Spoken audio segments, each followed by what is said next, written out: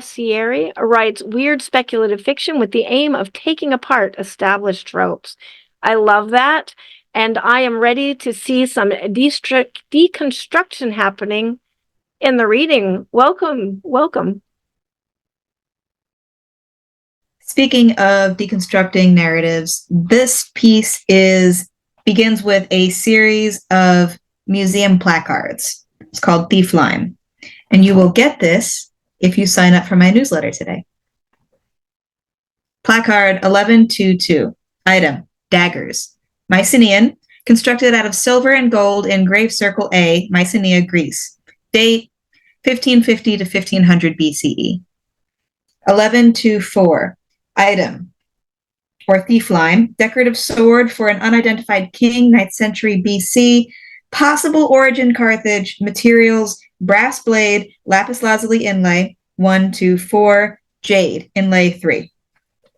1126. Item, thief lime, decorative sword, 1530, current era. Attributed to King Lauros of the Tidani Regency. Materials, silver blade, gold handle. Both blade and handle feature a beautiful and intricate design, displaying a stylized rose petal with the name of the royal princess Geranol worked into the blade. 1128. Item, the Queen's Keep, decorative sword, 1745 AD. Materials, traditional silver blade, ivory handle with emerald accents. Origin Dutch. Dedicated in memoriam to Franklin von Halsen. A steady hand.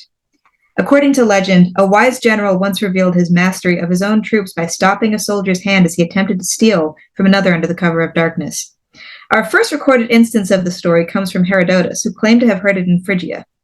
The apocryphal tale inspired a practice of affixing known thieves to boards by wedging a metal blade in between thumb and forefinger. The myth would endure through the centuries, but adapting to fit the times. In medieval Europe, the thief's lime was known to humiliate thieves and adulterers alike, forcing all men to stand before an inquisition with their dominant hand impaled before them.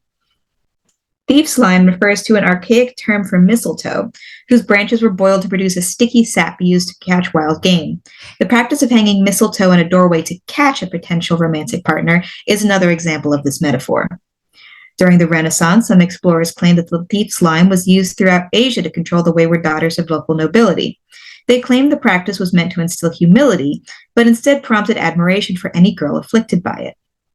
Reports from within Iran suggest that the queen's lime was not a practice, but a fable of a rich man who fastened his daughter to the back of his horse with his short sword to parade her before the city, like a thief, but only to discover it attracted even more admirers. But Europeans were intrigued, and a style emerged for carrying an ornamental sword, which men could use to symbolically pierce their wives, daughters, or respective mistresses. In fact, the practice grew so popular that one writer wrote, "Men across Europe who find themselves married to a plain girl of the country arm themselves enough to take on Satan's legion." The queen's lime held an unusual importance similar to the wedding ring in that it was an ornament worn by a man to signify his association with a woman.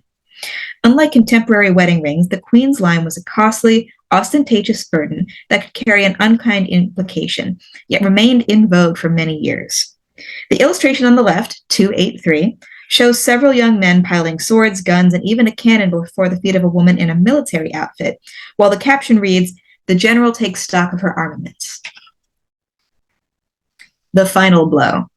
The queen's lime went in and out of fashion over the years, but the final nail in the coffin was World War I. As surplus metal was melted down to join the war effort, the queen's lime was seen as an embarrassing and extraneous relic.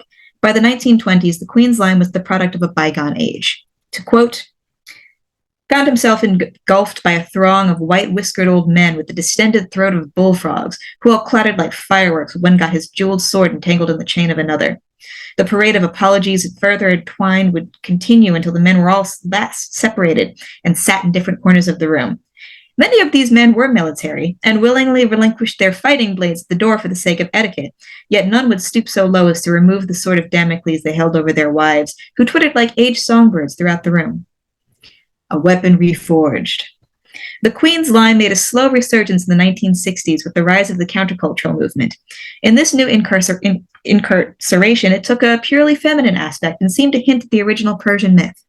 Figure 1, Nancy Sinatra appears in the Philadelphia-based television program Teen Hop with a short sword-shaped belt. Figure 2. In a later episode of Bewitched, the Queen's Lime is reimagined as the Witch's Bane, which prevents Samantha from using her powers.